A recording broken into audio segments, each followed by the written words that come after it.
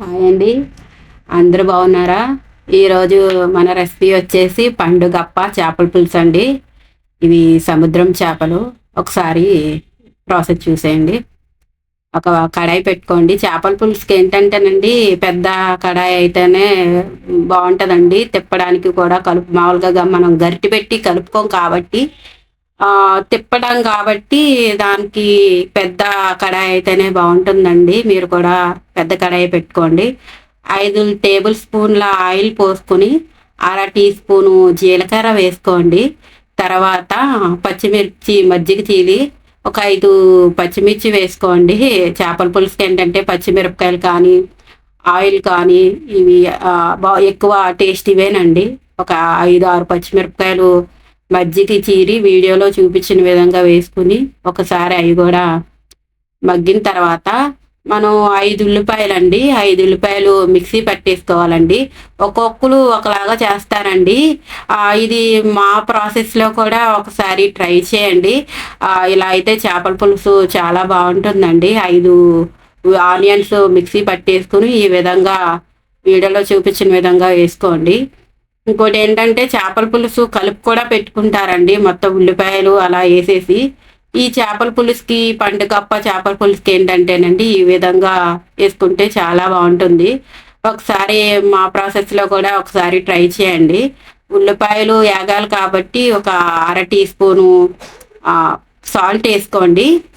ఉల్లిపాయలు మగ్గిన తర్వాత ఆయిల్ పైకి వచ్చే వరకు ఇలా ఈ వీడియోలో చూపించిన విధంగా వేపుకోండి. తర్వాత మనం పెద్ద సైజు 2 టమాటాలు కూడా ముక్కలుగా కట్ చేసుకుని ఇవి కూడా మగ్గించుకోవాలండి. టమాటాలు చేపల పులుసులోకి చాలా టేస్ట్గా ఉంటాయండి. ఇలా కూడా ఒకసారి వేసి మగ్గించుకోండి.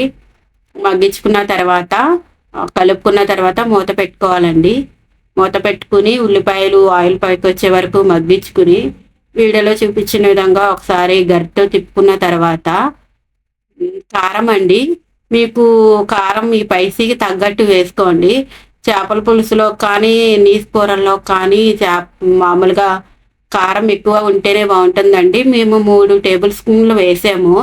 మీరు కూడా ఒకసారి 3 టేబుల్ స్పూన్లు వేసుకోండి.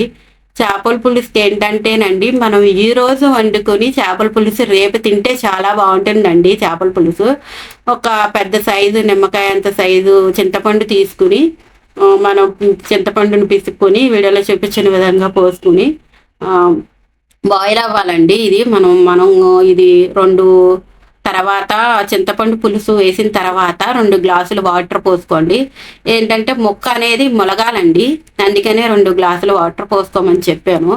ఈ వాటర్ పోసుకున్న తర్వాత ఈ వాటర్ కూడా బాయిల్ అవ్వాలండి. బాయిల్ అయిన తర్వాత మళ్ళీ ఇంకోసారి మనం టేస్ట్ చూసి ఉప్పు సరిపోతే ఇప్పుడు మళ్ళీ ఉప్పు వేసుకోండి.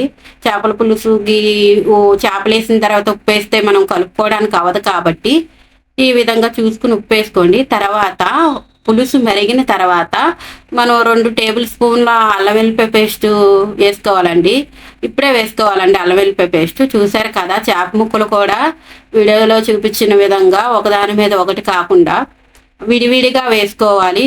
చూడండి, ముక్క దాని మీద వేస్తే ఏంటంటేనండి మనం తిప్పేస్తే ఇవి కలిసిపోతాయి కాబట్టి విడివిడిగానే వేసుకోవాలి. అందుకే అండి చేపల పులుసుకి ఏంటంటే ముందు చెప్పిన విధంగా పెద్ద కడాయి అయితేనే బాగుంటుందండి. మనం గరిటె పెట్టి ఇందులో ఏమీ తిప్పకూడదు కాబట్టి ఇరిగిపోతాయి కాబట్టి చేపలు. తర్వాత కొత్తిమీర అండి, కొత్తిమీర గిల్లుకుని వేసుకుని చూశారు కదా, వీడియోలో చూపించిన విధంగా అలా తిప్పుకుంటే వేడి వేడి చేపల పులుసు రెడీ. చాలామంది